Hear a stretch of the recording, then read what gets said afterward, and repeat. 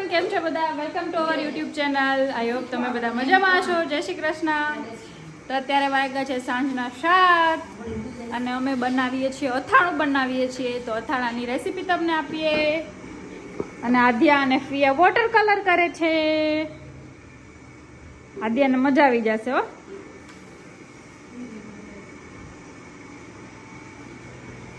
કેમ કરે છે જોજો, પિયા શીખવાડશે.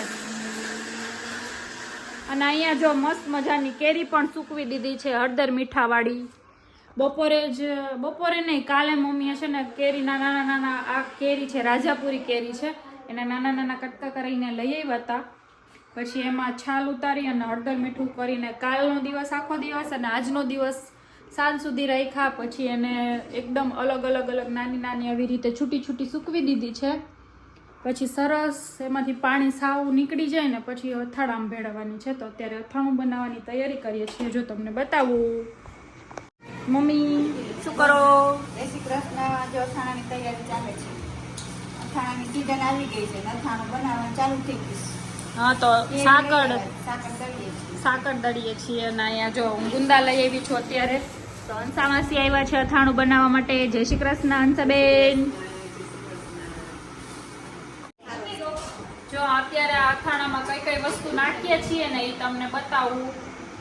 તો જો પેલા છે ને અમે બરોડાથી આ સ્પાયરનનો બોરો આવે છે ને સ્પેશિયલ અમે ત્યાંથી જ મંગાવીએ છીએ. ગોળ કેરીનો આવે છે અને આ ગુંદાનો આવે, બે અલગ આવે છે. તો આ બરોડાથી મંગાવ્યો છે. પછી આ ગોળ લેવાનો અથાણાનો સ્પેશિયલ આવે, ભીલી ગોળ કહેવાય ને, ભીલી ગોળ. પછી દળેલી ખાંડ, હા સાકર, વડિયાળી, પછી મેથીના કુરિયા, ધાણાના કુરિયા, તજ, લવિંગ, આમાં હિંગ છે અને આમાં છે તીખાની ભૂકી. આટલી વસ્તુ અત્યારે નાખીએ છીએ આમાં. પછી આગળ કઈ રીતે મિક્સ કરીએ, કેટલું મિક્સ કરીએ તમને પછી બતાવીએ. અને અહીંયા જો ગુંદા બાફવા માટે મૂકીએ છીએ. પછી પાણી કાઢીને એમાં પછી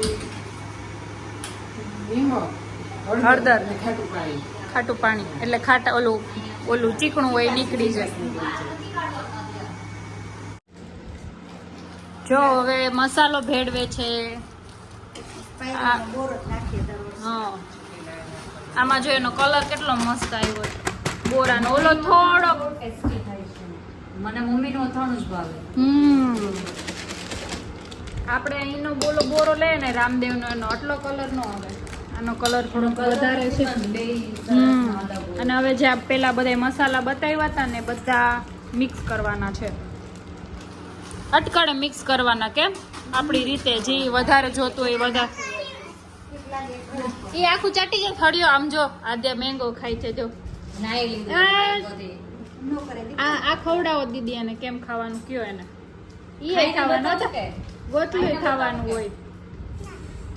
ઈ જો ઈ મસ્ત લાગે. મમ્માને તો બહુ ભાવે. અને જો ગરમ કરેલું તેલ છે એને થોડું ખારી દીધું ને. રાઈના કુરિયા નાખ્યા છે, પછી ધાણાના કુરિયા નાખ્યા.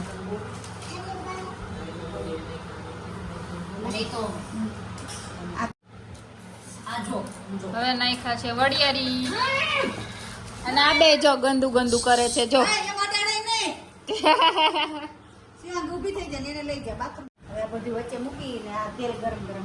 જો આ બધો મસાલામાં નાખી દીધો છે. પછી હવે કયો કિરણબેન શું કરવાનું? લવિંગ છે, તજને વચ્ચે મૂકવાના છે. લવિંગ વચ્ચે મૂકવું. તીખાની ભૂકી, આખા તીખા નાખો હોય તો આખા. હા, આખા તીખા નાખો હોય તો આખા નાખાય. આખા મોઢામાં નથી ગમતા. હા, હવે ઠંડા પાણી નવડાવજો. આદ્યા જો અમારે આદ્યા તો વચ્ચે હોય જ તોફાન. એ ને પોતું નથી કરવાનું એવું ગંદુ યાર.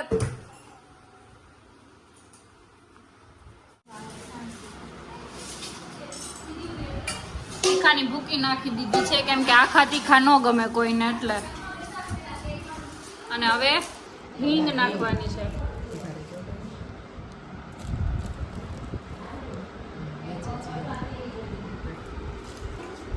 હિંગ નાખો.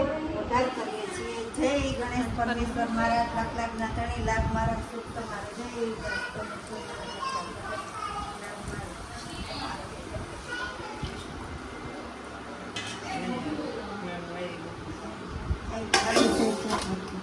બંને સમાધાન થેન્ક યુ. ફૂલ ગરમ તેલ હતું ને એ નાખ્યું છે. અને માથે થોડુંક ઠંડુ તેલ નાખી દીધું એટલે મસાલા થોડાક બળે નહીં. હવે બધું ધીમે ધીમે મિક્સ કરી દેવાનું.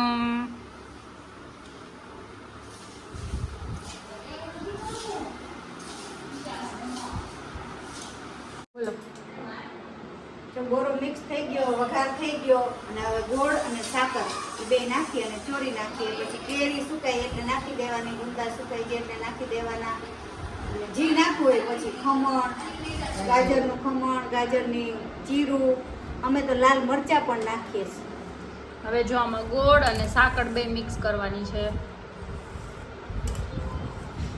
અને ગાજરની સિઝન હતી ને ત્યારે ગાજરનું ખમણ એ કરી લીધું છે અને એના ચીરું આવે ને જે ઠોઠિયા ગાજરના કહીએ ને એ પણ ખાંડવાળા કરીને રાખી દીધા હતા. એટલે અત્યારે તો સિઝન નથી એટલે સારા આવે છે ગાજર પણ એટલા બધા સારા ન હોતા હોય, પણ સિઝન હતી ત્યારે વધારે કરીને રાખી દીધા હતા. તો અત્યારે જો અહીંયા સાકર અને ગોળ બે મિક્સ કરે છે. પછી આનો રસો થશે ને એટલે સરસ થઈ જશે. રોજે 4-5 વખત હલાવશું ને. હા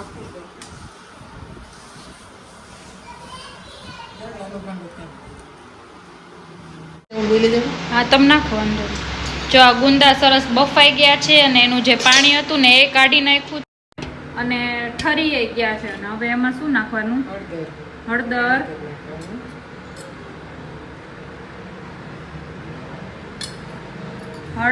નિમક અને આ ખાટું પાણી છે. જે ઓલી કેરી કરી હતી ને, ઓલી કાલે કેરી કરી હતી ને એમાં હળદર નિમક વાળી, એમાંથી જે પાણી નીકળે ને જવા નહીં દેવાનું, એ પાણી સાચવીને રાખવાનું. અને હવે એ પાણી આમાં યુઝ થશે. હવે આ ખાટું પાણી નાખી દેવાનું. આખા ડૂબડૂબા રાખવાના જ.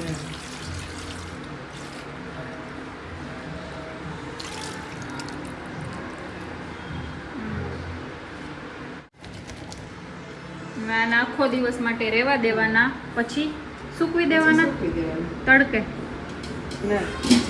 છાંયે.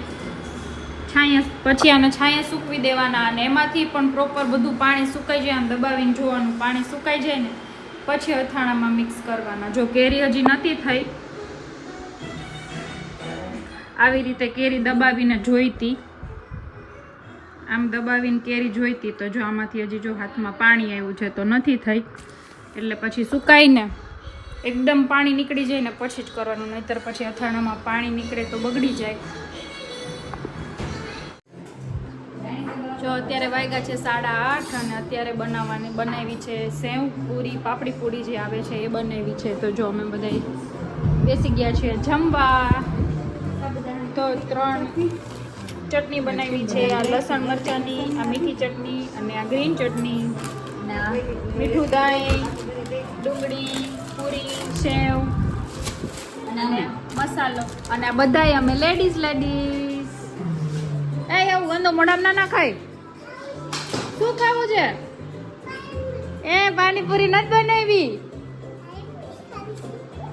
અમે નથી બનાવી, અમે સેવ પૂરી બનાવી છે. ઈ પૂરી દહીં. તો જો અહીં 1 પ્લેટ રેડી થઈ ગઈ છે અમારી. તો ચાલો બધા જમવા. એને મીઠું દહીં હશે ને એટલે નહીં ભાવે, ખાલી દહીં હોય ને તો ભાવે, મીઠું ના ભાવે ને. જો અમારી પ્લેટ રેડી થઈ ગઈ છે અને અડધી ખવાઈ ગઈ છે. મારી જેમ શિવાંગી દીદી ફોટો પાડે છે. એક પ્લેટ બની જાય પછી વિડીયો લેવાનો ટાઈમ ના હોય, રહેવાય નહીં, પછી સામે જોઈને રહેવાય નહીં. તો ચલો અમે બે જમી લઈએ. જો અત્યારે નેક્સ્ટ મોર્નિંગ થઈ ગઈ છે અને કેરી જો એકદમ સરસ સુકાઈ ગઈ છે. અને હવે બધી મમ્મી કેરી નાખે છે અથાણામાં. અને અને ગુંદાએ હા જો ખાટું પાણી કર્યું હતું ને એકદમ સરસ એમાં ચડી ગયું છે અને એ રેડી થઈ ગયા છે. હવે એને સૂકવી દેવાના ને. હા, હવે સૂકવી દેવાના. અને આમાં જો આમાં થોડી કેરી નાખી દીધી હતી, હવે થોડીક બાકી હતી. સુકાતી જાય ને એમ નાખી દેવાનું કેરી. અને આને 2 દિવસ આમ જ રાખવાનું કે બે ને અઠવાડિયું. અઠવાડિયું રાખવાનું. આમ રોજ હલાવશું ને એટલે ઢીલું થઈ જાય. 8 દિવસ સુધી આને હલાવ્યા રાખવાનું. 8-10 દિવસ સુધી પછી ભરવાનું. આમાં હવે ગાજર નાખવાના, ગાજરનો ખમણ નાખવાનું, જે નાખવું હોય હવે આમાં નાખવાનું.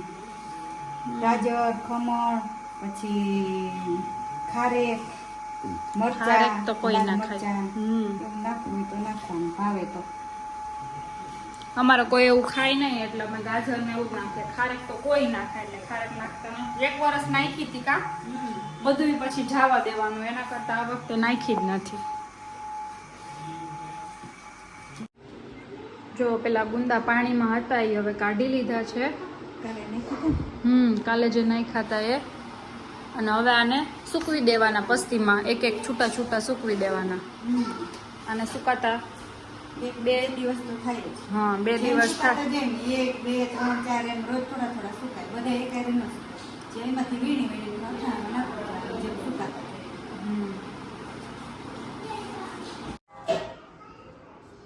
જો ગુંદા સૂકવી દીધા હતા પણ એનો વિડીયો રહી ગયો લેવાનો, એ પણ આમાં મિક્સ કરી દીધા છે. જો ગુંદાના કટકા કરીને નાખ્યા હતા કા ફાડા કરીને અને જો અથાણું કેટલું ઓલું થઈ ગયું છે, સરસ રસાવાળું થઈ ગયું ને. પેલે દિવસ કર્યું હતું ત્યારે સાવ રસો નતો. અને આ જો ગાજર અને કહેતી હતી ને ખમણનું, એને કાલે રાત્રે છે ને એને ઉપર અગાસીએ મૂકી આવ્યા હતા, એટલે ભેજવાળું થઈ જાય ને, ઠાર પડતો હોય એટલે ઠારવાળું કરવા મૂકી આવ્યા હતા. અને અત્યારે સવારે એકદમ સરસ વહેલું મમ્મી લઈ આવ્યા હતા એટલે એકદમ સોફ્ટ થઈ ગયું હોય. એટલે પછી આમાં હવે અથાણામાં એ પણ મિક્સ કરી દેવાનું. પછી આ મિક્સ થઈ જાય એટલે આપણું અથાણું રેડી. આવી જાવ બધા અથાણું ખાવા, ચાલો અમારું અથાણું ટેસ્ટ કરવા ચાલો બધા. જો કેવું પોચું પોચું સોફ્ટ સોફ્ટ થઈ ગયા છે. જો ઠારમાં મૂકી આવ્યા હતા ને એટલે લાગે જ છે જોતા. જો ભીનું ભીનું થઈ ગયું, એટલો ઠાર પડે છે. હવે આને 3-4 દિવસ હવે રાખવાનું, બાકી બધું હવે આમાં કઈ નાખવાનું નથી. અથાણું તૈયાર છે. અથાણું કમ્પ્લીટ. અને આ બનાવ્યું છે જો ખાટું અથાણું બનાવ્યું છે. જો આ હજી પ્રોપર બન્યું નથી, હજી કાલે જ બનાવ્યું છે. એટલે એમાં ગુંદા અને મેથી